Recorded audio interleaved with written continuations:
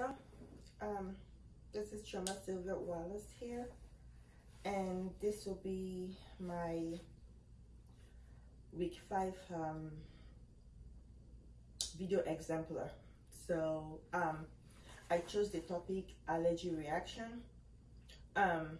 This is because back home we do have allergies, but people are not so well educated on it, so we mostly overlook it and tough it out. And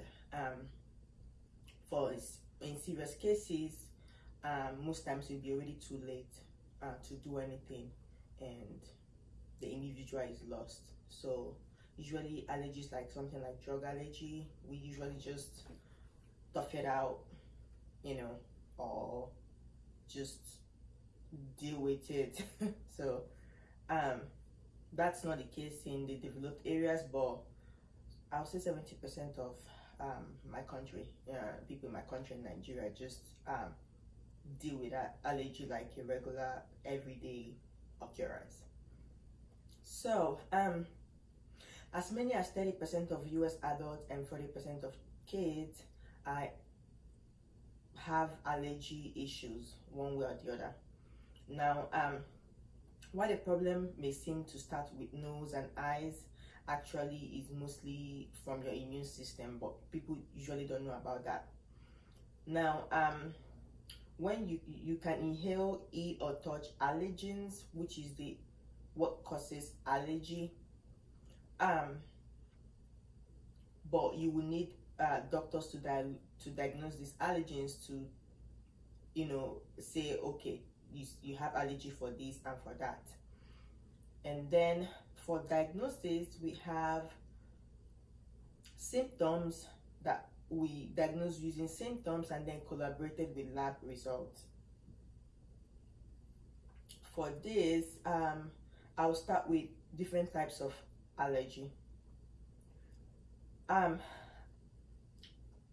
Allergy can come in different types. It can be drug allergy, which is usually an abnormal reaction from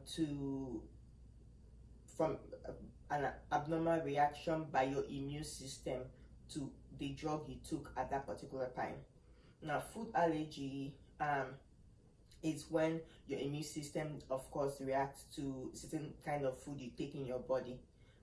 Just trying to tell you, I don't like this food, and then reacts to it. We have contact dermatitis. It's like skin allergy, and it can be caused by coming in contact with some certain substances. We have latex allergy, which we also talk about a lot in nursing, where you have to take precautions with patients that have latex allergy by removing not all latex products and using non-latex gloves and so on and so forth. We also have allergic asthma, which is triggered by some substances and the pollens as well. And we have seasonal allergies, which can be like this one can be like mostly like when it's getting close to fall. The dust in the air or pollens, it can be itchy, make your eyes watery. Now we also have animal allergy. Some people are allergic to cats or to dog hairs. And then we also have allergy to mold. Some people really get adverse reaction to molds from the wall or in products or something like that on the ground. We also have anaphylaxis allergy. That is the extreme case of allergy where your immune system reacts to proteins in animal skin or cells or saliva or urine. Okay, now for the symptoms, for diagnosis, how diagnose this is by, of course, when the doctor or a nurse or just an individual sees the symptoms and then match it up with lab tests. It can be lab tests of any form. That's how the diagnosis is made. And for this, symptoms can range from mild to severe. For mild symptoms, you can have something like hives, itches, watery eyes, runny nose, and scratchy throat or inflamed throat. Those are like mild symptoms that associated with allergy. Now the severe symptoms can range from abdominal pain to tightness in your chest. You can have diarrhea, you can have difficulty in swallowing. Some are even can feel dizziness or fear, anxiety. You can palpitate, a lot of palpitation. You can have weakness or wheezing, like breathing with crackles, and even lose unconsciousness. And now the worst case scenario is anaphylactic shock, where your system totally just shuts down due to the allergy reaction you're having. So to diagnose this, we look at the patient. Doctor or the nurse may look at the patient's history and try to see the things that are linked to this allergic reaction, which can be anything from your daily life, to exercises, to food, to the place you live, even the region. So I know a lot of people that live, like in my country, in the east, south, there's a lot of rain there, so there's always mold. Most people don't even get sunlight, so there's always a lot of mold in the house, which causes allergy a lot, especially in children. Now all these are part of the history that will be taken. So to test this diagnosis, the doctor, of course, will take patient history, observe the symptoms, which I just mentioned earlier, and then even the doctor can ask you to keep a journal of maybe things you eat, the activities you do, or where you go.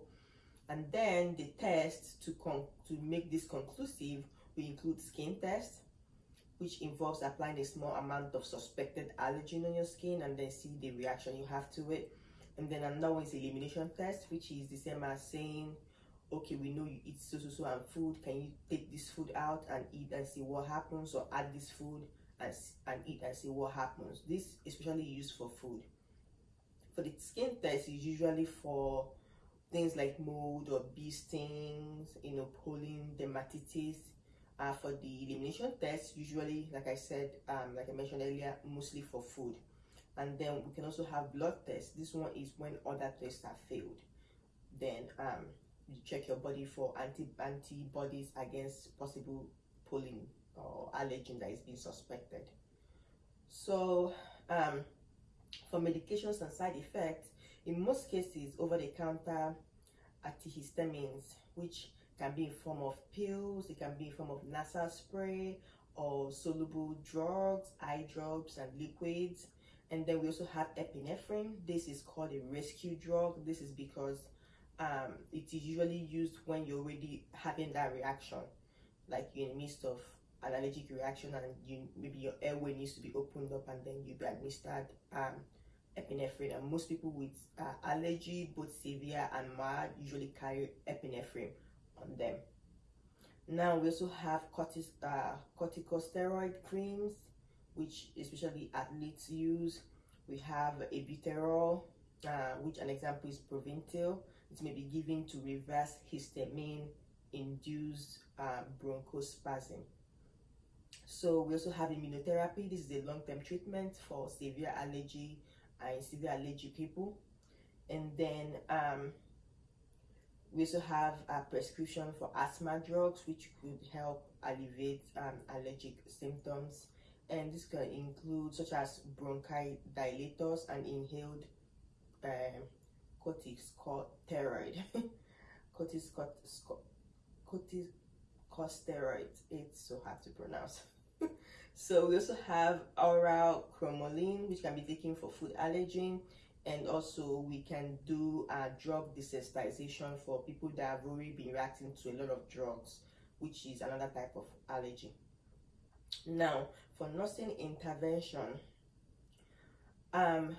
first of all, when the patient is admitted, say Mr. Wallace, after educating him on all the symptoms, the causes of his allergen, and they've identified a particular allergy he has, for the nurse to care for Mr. Wallace will be, first of all, vital signs are important in this case, especially if, say, okay, Mr. Wallace has asthma allergy.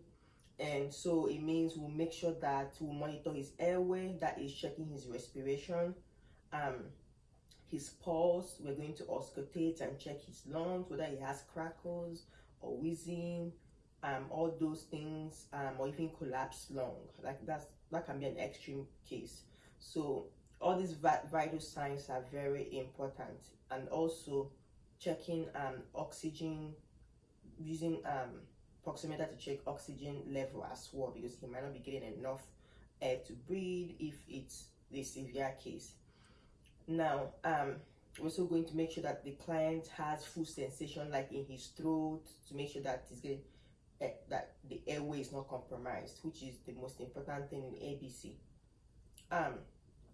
Of course, I've mentioned we're going to monitor the oxygen status, and we're also going to do a lot of focused breathing exercises, like breathing into a spirometer, or trying to make him cough. Also sitting him in semi-fowler position or high sitting position. This would also help. As well as activities like ambulating, making sure to exercise, which will help raise the blood pulse and blood rate, which will circulate more blood in his system, and we know that this will also help his breathing. So we're also going to monitor Mr. Waller's